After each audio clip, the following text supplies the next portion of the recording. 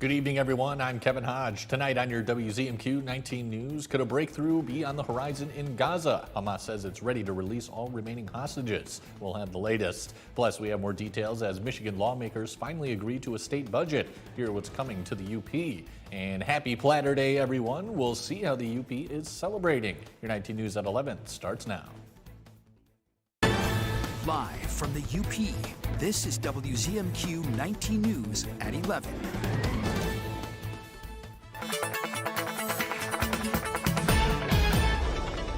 Thanks for being here on this Friday night. We made it to the weekend. The theme for this weekend, other than beautiful, is confusion, battling of the seasons. These are a look at your tonight's lows, but it's actually going to be trending warmer than what our daytime highs should be for tonight, and really heating things up for tomorrow, likely getting to the lower 80s with plenty of sunshine and some pretty nice winds from the south. The warmth will continue, but don't get too comfortable. We'll come back down to reality, and I'll tell you where and when in just a few minutes. Kelly, thank you. Hamas said today that it has accepted some elements of President Trump's plan to end the war in Gaza. Hamas says that includes giving up power and releasing all remaining hostages, but that other parts of Trump's plan require further consultations among Palestinians. The statement came hours after President Trump said Hamas must agree to the deal by Sunday evening, or as he put it, all hell would break out. Erica Brown reports from Washington. In a statement, Hamas said it was willing to release all of the remaining hostages, living and dead, and hand over power to an independent Palestinian body. But the statement did not say if Hamas agrees to the terms laid out in President Trump's plan that would bar it from controlling Gaza. Hamas also made no mention of disarmament in their statement, a key Israeli demand included in Trump's proposal. President Trump issued a video statement Friday night. This is a big day. We'll see how it all turns out. We have to get the final word down in concrete. He also took to Truth Social, writing in part, quote, based on the statement just issued by Hamas, I believe they are ready for a lasting peace. Israel must immediately stop the bombing of Gaza so that we can get the hostages out safely and quickly. I look forward to having the hostages come home to their parents and having some of the hostages, unfortunately, you know the condition they're in, come home likewise to their parents, because their parents wanted them just as much as though that young man or young woman were alive.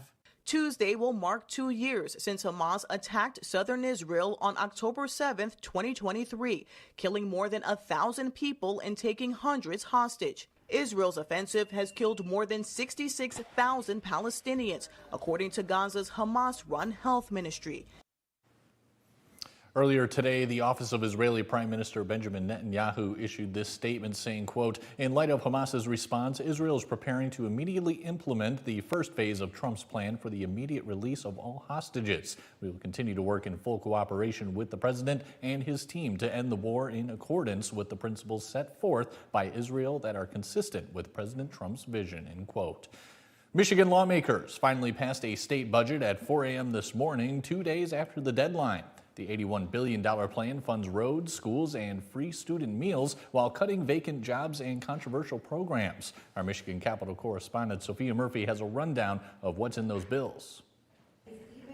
Lawmakers passed a final state budget around 4 this morning, ending weeks of partisan gridlock. It's a great budget top to bottom. We held the line on government spending in all the departments. Almost every department took a cut. The plan directs $24.1 billion to education, including a record $10,050 per pupil allowance, $493 million for community colleges, and more than $2.3 billion for Michigan's 15 public universities. We're making the biggest budget investment in schools in Michigan history.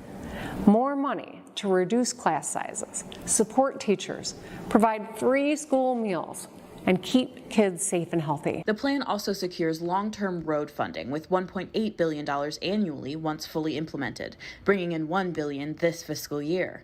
Much of that funding comes from a new 24% wholesale marijuana tax. I'm proud of this balanced, bipartisan budget that delivers on the kitchen table issues: costs, roads, safety in schools. Special funding is set aside for UP projects, including $3 million for upgrades at the Marquette Airport and $900,000 to the city of Ishpeming for a new fire truck. Absent from the budget is the $50 million grant for infrastructure upgrades related to the Copperwood Mine in Wakefield Township. We are not finished. We are committed to seeing that project through. While lawmakers missed the October 1 deadline, the $81 billion budget is now headed to the governor's desk for her expected signature. From Michigan's capital, Sophia Murphy, WZMQ 19 News. A new fall festival is making its way into downtown Houghton. The Canal Colors Festival looks to combine previous fall festivities into one weekend. This evening opened with live music and a Platter Day celebration at the Keweenaw Brewing Company. Tomorrow morning at 9:30 a.m., the Keweenaw Color Run will make its return, followed by a family-friendly Fall Fest starting at 11 a.m. Visit Keweenaw says there's no better place to hold the events, as the area holds a unique title around this time of year. Scientifically, we are the sunniest destination east of the Mississippi in the U.S. from June to August. So what this means is truly our trees do get the most color in the region. The canal's a little choppy tonight, but when it's still, you see the beautiful canal colors. Throughout the weekend, each social district cup sold will contribute $1 towards the Carnegie Museum of the Keweenaw. As mentioned, today is Platter Day, a very unique holiday that started right here in Marquette. Our own John Truitt attended the annual group photo shoot at the Ordock Brewery and has this report. The U.S. has some pretty obscure holidays, and right between National Noodle Day and National Fluffer Nutter Day lies Platter Day, the brainchild of Marquette entrepreneur Bugsy Saylor. It came to be because his co-workers thought his plaid plenty wardrobe was a bit much. Platter Day began in Lansing, where a colleague of mine was teasing me for wearing so much plaid. He says it was taking away from my potential in life. So I told him I'm just going to wear more plaid and create a holiday after it. And here we are 15 years later. The highlight of Platter Day is the group photo held this year on the patio of the Ordock Brewery in Marquette. There are also celebrations in Houghton and in Ironwood, home of the plaid purveyor Stormy Cromer.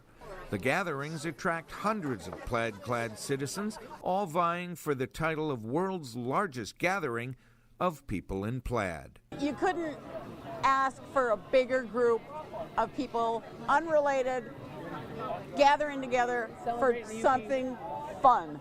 This year was the first to be held at a business. The Ordock Brewery came through for all these thirsty plaid-clad patrons, who were all glad for their plaid.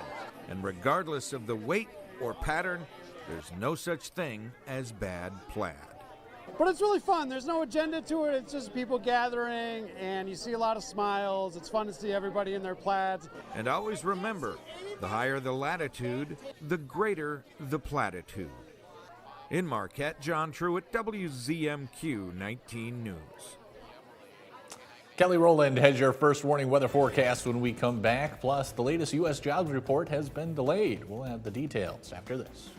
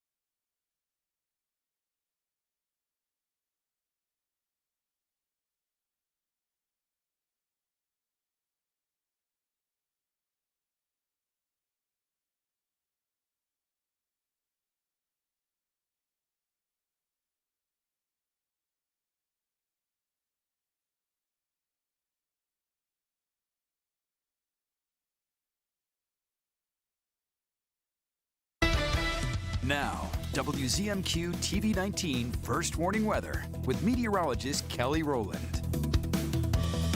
Welcome back and happy Friday. It is the weekend and it might be a record-breaking for high temperatures for both days. This is just a look at tomorrow. We're forecasted to be into the lower 80s. I would say for us in Marquette, where we're looking at these records around 82. Now the record just set back in 2023 was 81, so we could tie it, we could even break it. That normal though is 58 degrees, so this is well above average. We are spoiled. There's a battle going on right now between summer and fall. Really what's happening is we're anticipating a cold front, but before that it's going to give us a really decent push of warmth and that summertime air, almost like that atmospheric oven is preheating and you accidentally hit the wrong temperature, and we're back to July and August through the weekend. And it is a perfect timing too. You still get really nice weather for your weekend before we come back down and start settling back into what we should see for the fall, which is 58, and even for today, still spoiled to end the week in style, 78. So well above average, not record-breaking for today, but there's still a few days over the weekend that we could do that. This is a look at your weekend, not as fall-like as a lot of people would wish, not very fall-like at all. Plenty of sunshine for tomorrow. We'll carry that into Sunday for most of the day. This is when we're anticipating that cold front will get the cloud cover and we'll likely get some showers and thunderstorms. At the moment, the time frame of this is Sunday night going into Monday morning. This might slightly change over the weekend, but that seems to be the next best chance of rain for us. But we actually do need it, not just because we've gone about 10, 11 days without rain. It actually impacts the fall foliage too, especially these places that aren't quite into their peak just yet. A lack of rain can actually dull the colors. It doesn't show as vibrant through the leaves because certain pigments rely on sunlight and also moisture to show its true colors. Naturally, the green, the chlorophyll pigment in the leaves naturally decomposes and decays as we get into fall, but with less rain and less amount of those cooler temperatures, it's just not going to be good for these those leaf peepers out there. But also on Monday, we do have our harvest moon, and the next full moon after this one would be the hunter's moon, Wednesday, November 5th. So lots going on this weekend in terms of some abnormalities in the temperatures, and believe it or not, we'll kind of start to trend fairly average, finally getting some fairly average, but also staying fairly warm for us here. We'll also kind of see it right here on our 7-day. We have lower 80s. We know we could be chasing some record-breaking high temperatures for the weekend. That's when we're anticipating that front knocks us down probably a good 20 degrees, but again, this is where we should be. 58's that high, mid-60s, lower 60s. We'll settle back into reality, take a deep breath, and we stay mostly rain-free. This is a good stretch still of rain-free days, but temperatures go back down to some more seasonal conditions. Kelly, thanks again.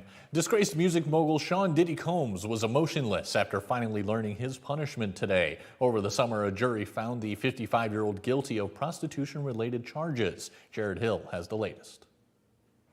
Sean Diddy Combs spoke on his own behalf, calling his behavior disgusting, shameful, and sick, moments before a federal judge sentenced him to a little over 4 years in prison, saying he, quote, abused power and control with women he professed to love. He argued today, the defense, that he is a different man today, now that he's no longer on drugs. That may be true, but he still has to pay the consequences of what he did when he was addicted. Overnight, Combs' legal team released a 12-minute video shown in court painting him as a family man, philanthropist, and mentor. This is our third school we have opened. It's official. In July, a jury found the music mogul guilty of 2 counts of transportation to engage in prostitution, linked to 2 ex-girlfriends, Cassandra Ventura and another woman who testified as Jane. Combs was acquitted on the 2 more serious charges of racketeering and sex trafficking, avoiding the possibility of life in prison. In a 4-page letter to the judge overseeing this case, Combs apologized for his actions, asked for mercy, and promised never to commit a crime again. Sentiments echoed in the court.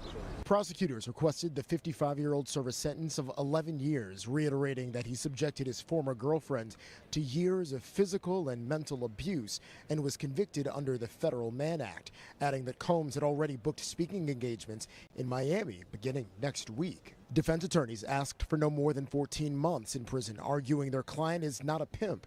His children and even one of his lawyers were moved to tears, asking he be given a second chance. Each of Combs' prostitution-related convictions carried a maximum sentence of 10 years behind bars. We would typically be talking about the jobs report on this first Friday of the month, but the federal government shutdown is delaying that economic data. Kelly O'Grady explains what the information gap means. A shuttered federal government means the Bureau of Labor Statistics did not release the September jobs report Friday, leaving a gap in the economic picture.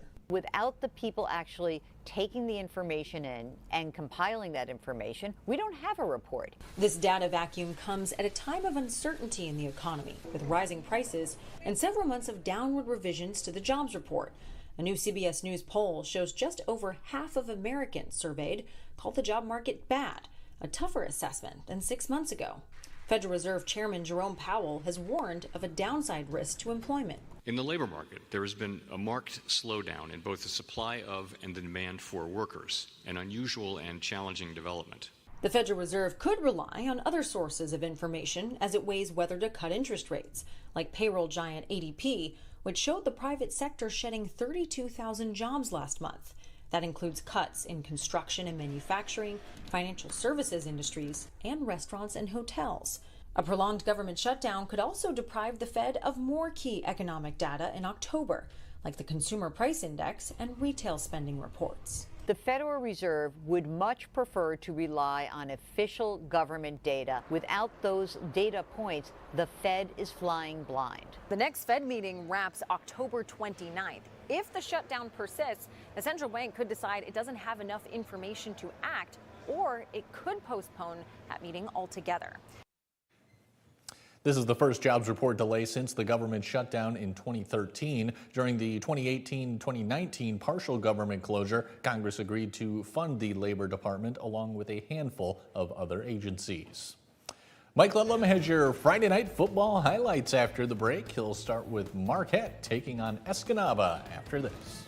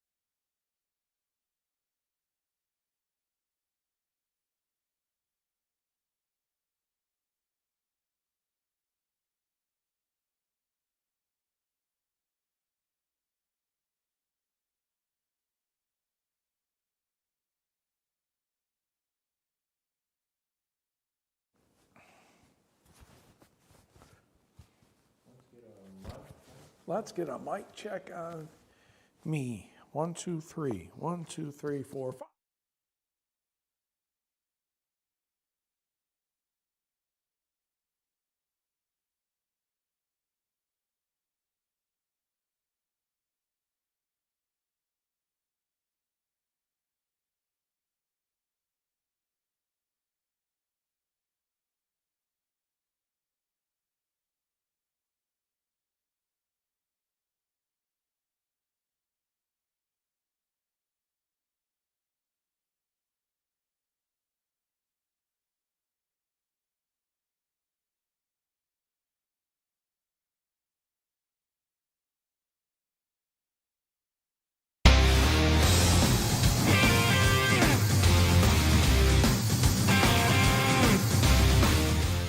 Good evening, everyone. Quick starts are important in every sporting event.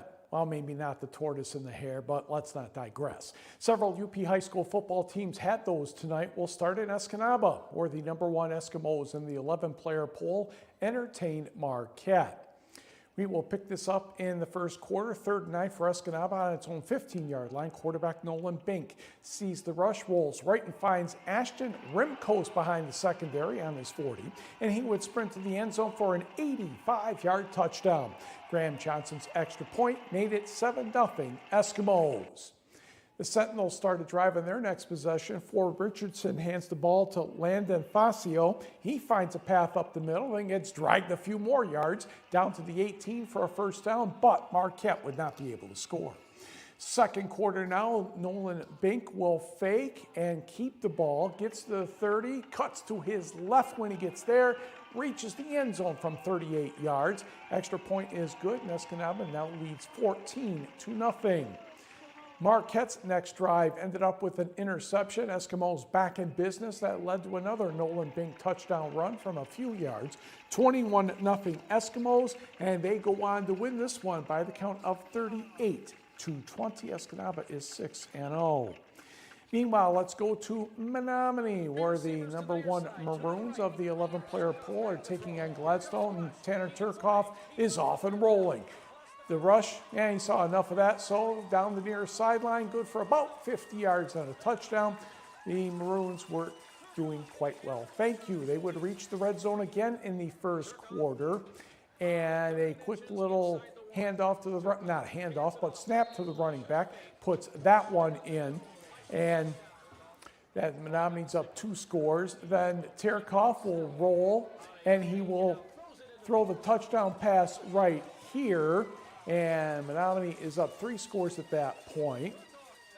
And then in the second quarter, Gladstone is on the board in the red zone. Cooper Sandville with time spots Trevor Thorbon over the middle.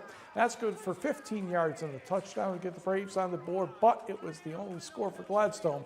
Menominee stays undefeated as well, winning 61-6. Let's go to the north. Bark River Harris and Lance in action tonight. Both teams with a loss last week, otherwise playing quite well. Lance just scored a touchdown. Keegan Davidson hit Daniel Connor for the 2-point conversion to tie the score at 8, almost 5 minutes into the first quarter. Bark River Harris came right back. This is Andrew Johnson scoring from 6 yards out, despite a great comment from a Lance coach or fan saying he was down 2 yards before the end zone. And not really. 16-8 Broncos.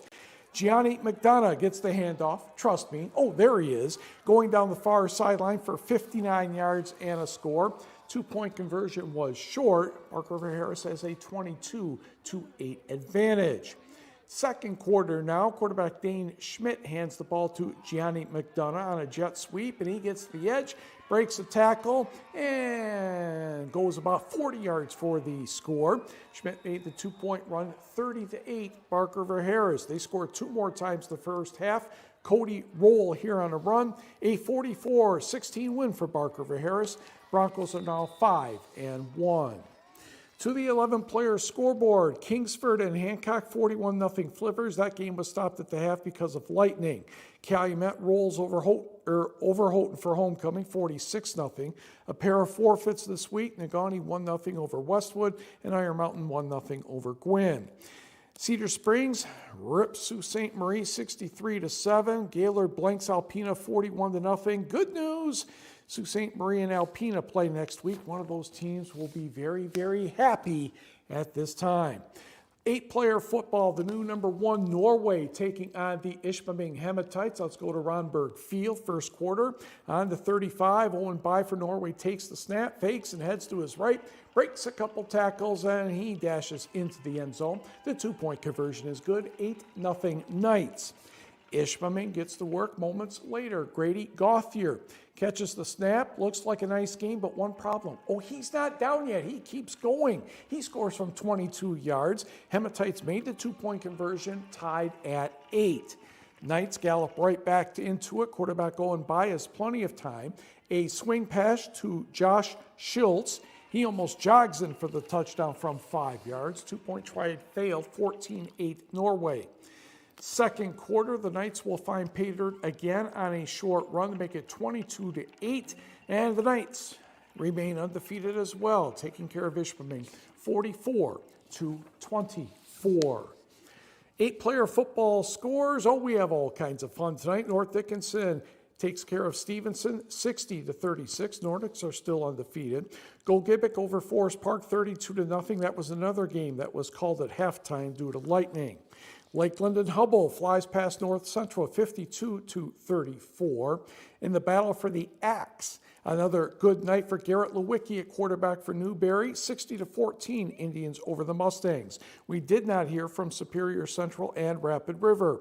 Ironwood, I should say, is back in the win column, 24-8 over Ontonagon. And St. Ignace had no trouble with Rudyard, 46-6.